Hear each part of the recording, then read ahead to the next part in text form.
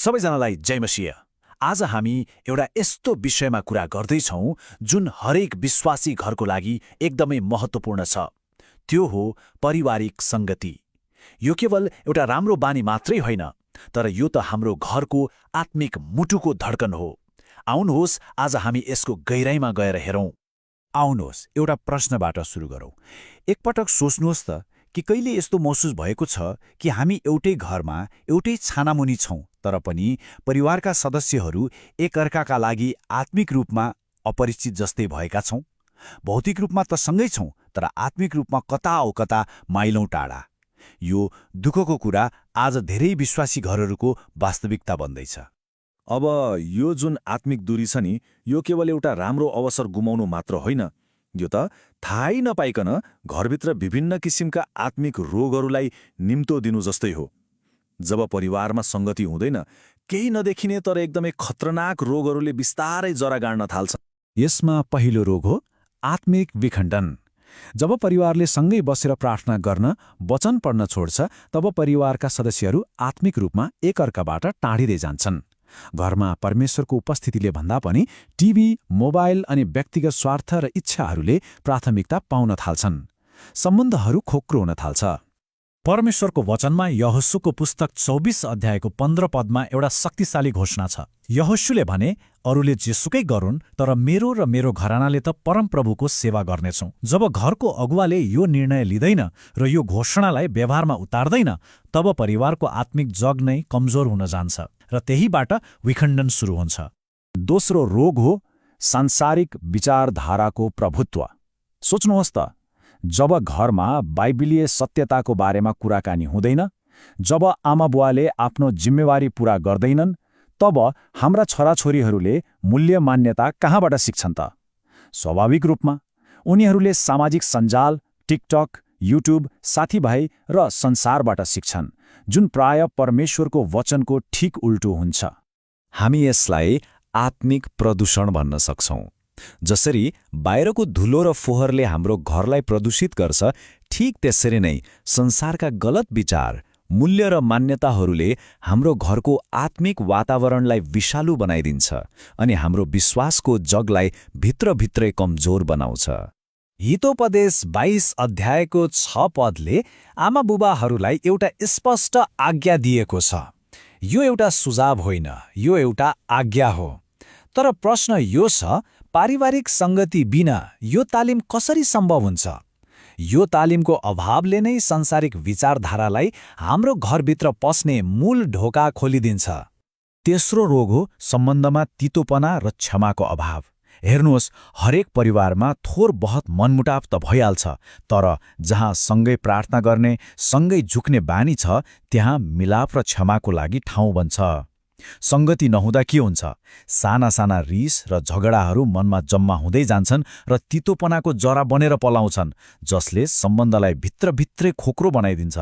एफिसी 4 अध्यायको 26 र 27 पदले हामीलाई एउटा गम्भीर चेतावनी दिन्छ र पारिवारिक सङ्गतिले यो आज्ञा पालन गर्ने एउटा सबैभन्दा उत्तम र व्यावहारिक अवसर दिन्छ। जब हामी दिनको अन्त्यमा सँगै प्रार्थनामा झुक्छौँ, हाम्रो घमण्ड टुट्छ, हामी एकअर्कालाई क्षमा गर्न सिक्छौँ र हामी दियाबललाई हाम्रो घरमा कुनै पनि ठाउँ वा मौका दिँदैनौँ। अब अझै गहिरिएर हेरौँ, यी रोगहरूले कसरी घरको जगमा दरारहरू उत्पन्न गर्छन् र बिस्तारै बिस्तारै घरको आत्मिक पर्खालहरूलाई नै भत्काउन सुरु गर्छन्। चौथो रोग हो प्रार्थनाको सुस्तता र आत्मिक निद्रा। जब परिवारमा सामूहिक प्रार्थना हुन छोड्छ, बिस्तारै व्यक्तिगत प्रार्थनाको आगो पनि निप्दै जान्छ। घरबाट प्रार्थनाको सुगन्ध हराउँछ अनि परिवार आत्मिक रूपमा निदाएको अवस्थामा पुग्छ, जहाँ शत्रुले सजिलैसँग आक्रमण गर्न सक्छ र क्षति पुर्याउन सक्छ। मत्ती 18 अध्यायको 20 पदमा प्रभु येशूको एउटा अद्भुत प्रतिज्ञा छ। उहाँ आफै भन्नुहुन्छ, जहाँ 2 वा 3 जना मात्र पनि मेरो नाउँमा भेला हुन्छन्, म त्यहाँ तिनीहरूको बीचमा हुन्छु। सोच्नुहोस् त, पारिवारिक सङ्गतिलाई त्याग्नु भनेको हाम्रो घरमा ख्रीष्टको यो विशेष शक्तिशाली उपस्थितिको आशिषलाई जानी जानी गुमाउनु हो। पाँचौं रोग हो सुरक्षाको पर्खाल भत्किनु। वास्तवमा पारिवारिक सङ्गतिले हाम्रो घरको वरिपरि एउटा नदेखिने तर शक्तिशाली आत्मिक पर्खाल निर्माण गर्छ। जब सङ्गति हुँदैन, त्यो पर्खालमा चिरा पर्न थाल्छ। त्यो कमजोर हुन्छ अनि घरभित्र कलह, शङ्का, अविश्वास र अनैतिकता जस्ता आत्मिक बुवासाहरू सजिलैसँग पस्न सक्छन्। भजन सङ्ग्रह 127 को पहिलो पदले हामीलाई एउटा महत्त्वपूर्ण सत्य याद दिलाउँछ। हामी हाम्रो प्रयासले मात्र घर बनाउन सक्दैनौँ।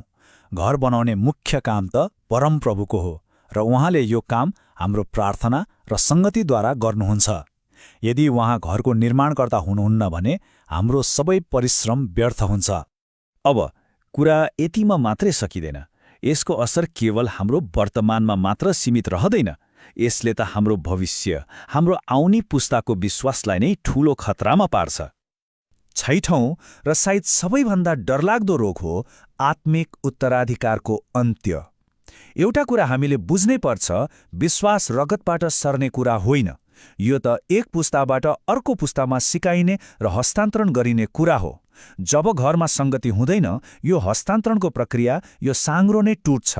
आमाबुबाको विश्वास छोराछोरीमा सर्दैन र हाम्रो अर्को पुस्ता आत्मिक अन्धकारमा पर्ने ठूलो खतरा हुन्छ। व्यवस्था 6 अध्यायको 6 र 7 पदमा परमेश्वरले दिनुभएको आज्ञालाई हेर्नुहोस्।